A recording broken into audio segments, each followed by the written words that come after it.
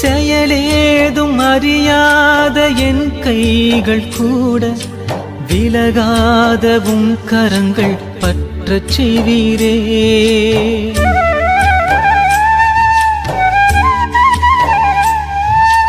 செயலேதும் அறியாத என் கைகள் கூட விலகாதவும் கரங்கள் பற்றச் செய்வீரே.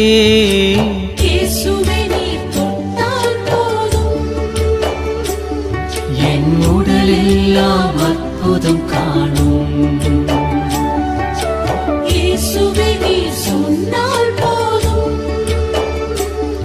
என் மனமெல்லாம் சுகமாய் மாறும்.